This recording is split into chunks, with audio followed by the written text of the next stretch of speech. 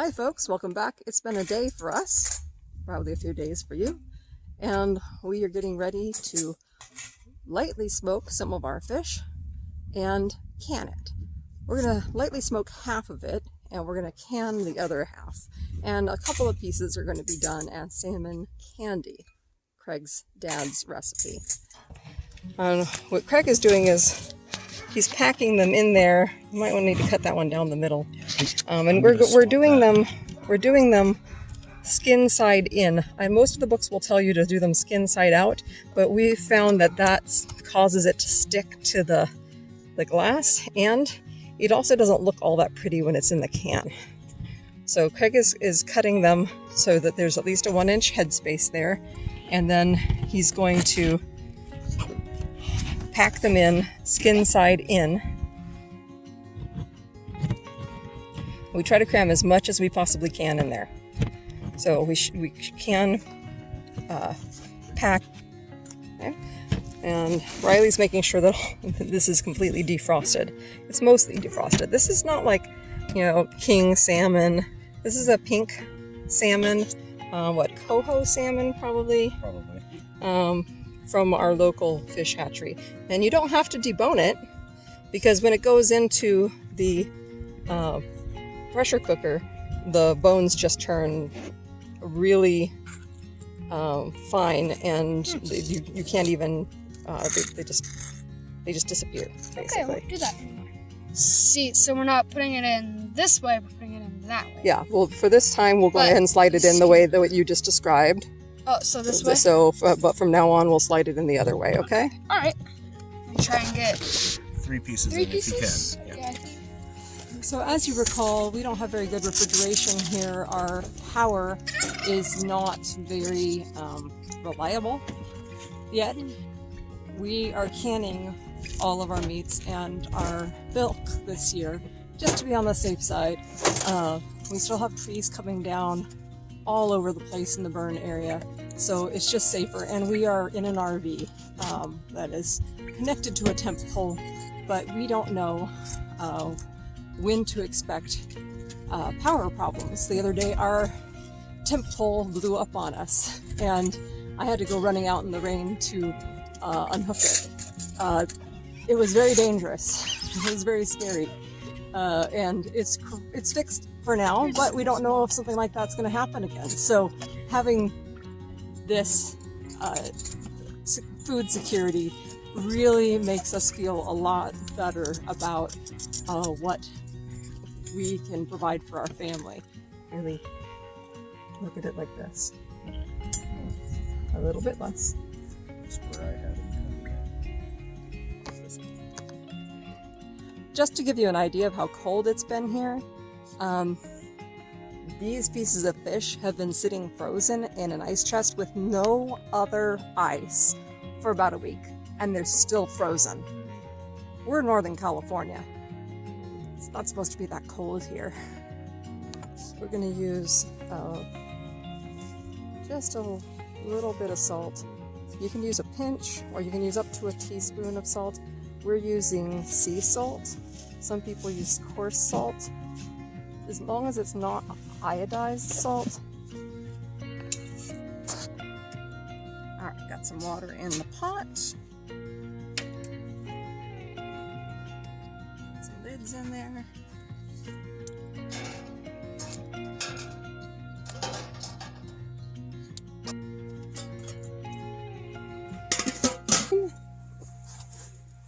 And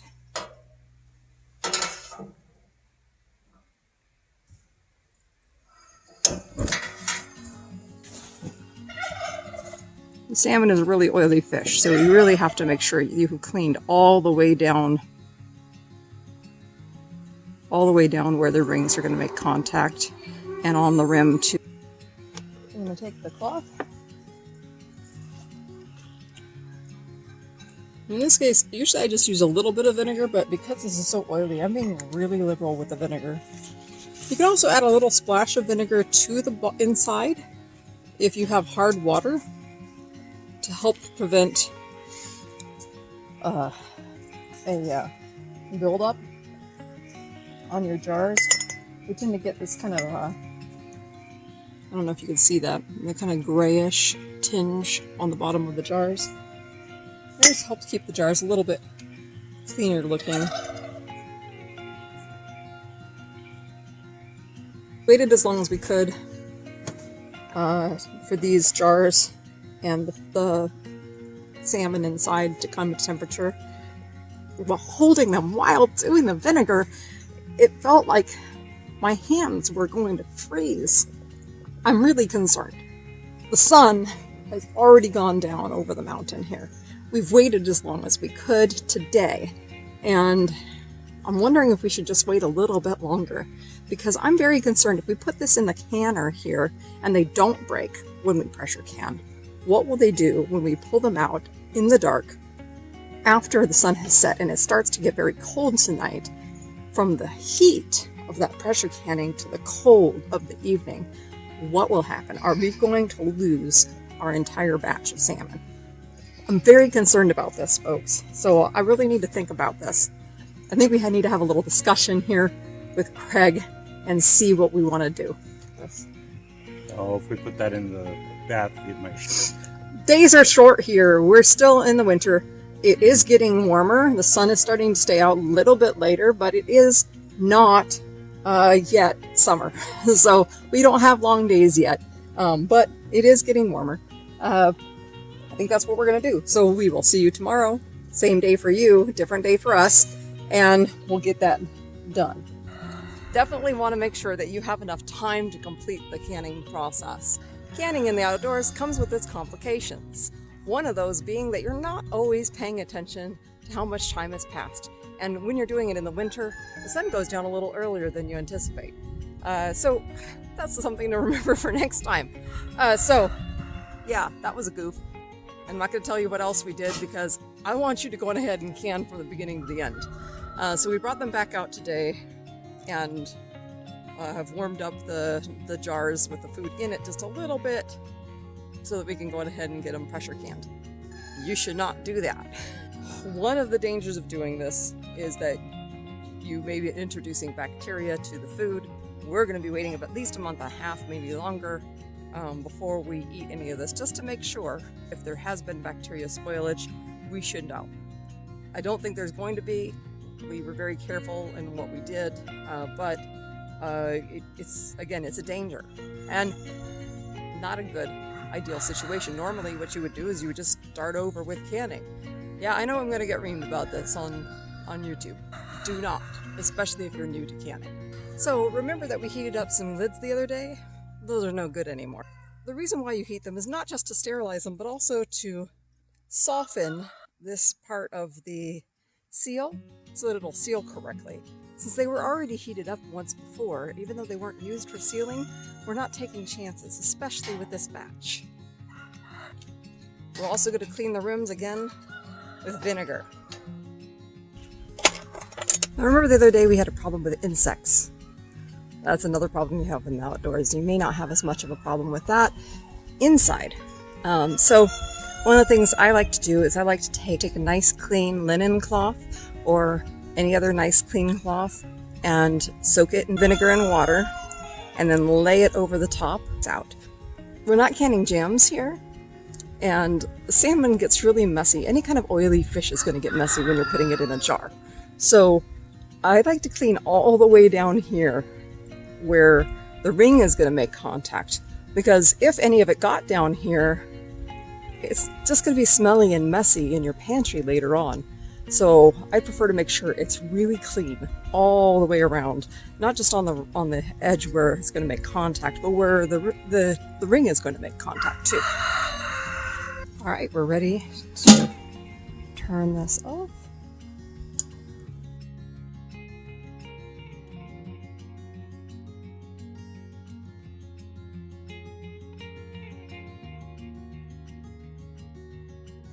All right, so remember what I said, finger tight,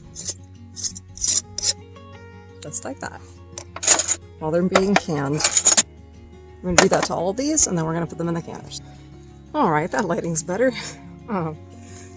So, we've got all these on just hand tight, and we're going to go ahead and start putting them in. I've got 2 inches in the bottom of each of these.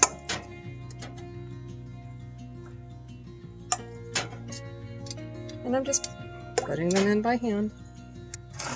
Most will hold between 6 and 8 depending on the size of the canner. Now, I could just do all 16 in one of these and be done with it, but just for safety's sake today, because a lot of these jars are new to me jars and I don't know their provenance. I don't know where they came from. I just want to be on the safe side today. If one of these explodes in here, it could cause others to explode in here. So if once it heats up, I want to just make sure that we save as many as possible. So I'm going to put half the batch here and half the batch in this other one. I was hoping that we would be doing some of the smoked ones as well today, and I had all of these out so that we could do all 32 at once. But we haven't started smoking yet. Now be ready when this is done to have a lifter to pull them out because they're going to be hot.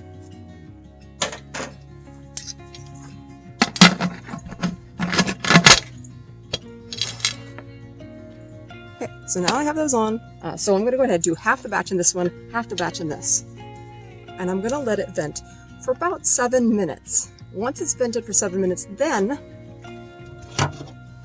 I'm going to put my weights on. Once the weights are on, I'm going to wait for it to get up to 15 pounds of pressure because we are above 2,000 feet. If you were at 1,000 feet, this recipe would call for 10 pounds of pressure. So if you're under 2,000 feet, 10 pounds of pressure, but because we're above 2,000 feet, we have to do 15 pounds of pressure, and we have to keep it at 15 pounds of pressure for 1 hour and 40 minutes. After 1 hour and 40 minutes, we can turn the heat off, and then we can move on to the next step. All right, so remember what I said. Once you see steam, not from this time that I light it, from the time you see steam, you have to wait 7 minutes and then put your weight on. So I went ahead and put the weights on, and now I'm waiting for it to come up to pressure. It's going to come up to 15 pounds of pressure, and I need to keep it at that steadily for 100 minutes. Now it used to have it used to say, I think 90 minutes, but there are new guidelines now, so you need to keep it at about 100 minutes. And oh my goodness, everybody's logging around here right now. It's so loud. It's like dueling chainsaws. One of the other things you've got to deal with with canning in the outdoors besides nature, I am still waiting for it to come up to pressure. When it does, that's when I'm going to start counting my 100 minutes. Until it comes to pressure, until it comes to 15 pounds. Again, that's for my altitude, 10 for those below 2,000. I am not going to start counting my 100 minutes. So I have to wait for it to come all the way up to 15 pounds of pressure, and then I need to keep it steady there. It doesn't hurt for it to go a little bit above, but don't want it to go to below. So, and you also want to make sure that you don't heat it too much because it can actually warp your canner. And that's a big danger with these outdoor cook stoves. They can be really powerful. So I don't have it on high. I have it on a medium low, which is still quite a lot of output. These have a lot of BTUs. So you really have to watch that. Don't turn it all the way up to high when you're getting ready to can. If you turn them all the way up to high to try and heat the water up really fast, or you try to speed up this process in any way, you can end up doing some damage to your jars, to your pressure canner, or to your equipment in some way, or you can end up just spoiling the batch. So just take it slow, and you're going to end up with a nice result in the end. Don't try to speed up the process in any way. For those of us who are above 2,000 feet, one of the neat tricks is that the weight here starts really rocking, and it sounds like a little choo-choo train when it hits 15 pounds of pressure. So it gives you a really good indicator when you've hit that pressure, and it also lets you know when you're dipping below that pressure. So you can really hear it. I'll show you here.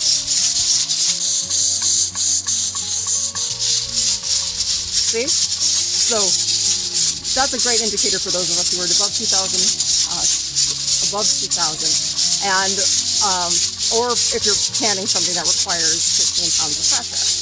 Nice little indicator for us. Now, if you're not above 2,000, you still have to keep an eye on that pressure gauge and make sure that you stay at 10 pounds of pressure at least. Try not to go too far above that. You don't want to damage your jars. All right, the time is up. So we're going to go ahead and turn this off. We're going to allow the pressure canner to come to 0. We're going to let it set for 10 minutes, and then we can open these up. Something I should mention is that even though this seems to read 0, as long as that is still sticking up on the pressure canner, if you have one of pressure canners like mine, it's still retaining pressure. So I am waiting for that to pop down. As soon as it drops, I'm going to feel comfortable opening that lid. There it goes. All right, so we have returned to 0, and just in time because the sun is setting again. But watch out. When you get ready to open this up, you want to turn the lid away from you, or you will get a very, very steamy facial and it will not be comfortable. Lift your jars out one at a time. And you can even see this is still boiling in here. Just boiling away.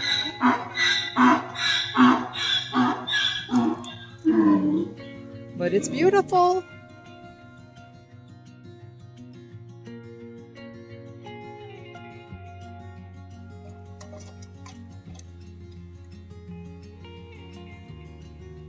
All right, so I'm going to go ahead and continue to open all of these and take a look. I'm going to go ahead and take a look in the big one.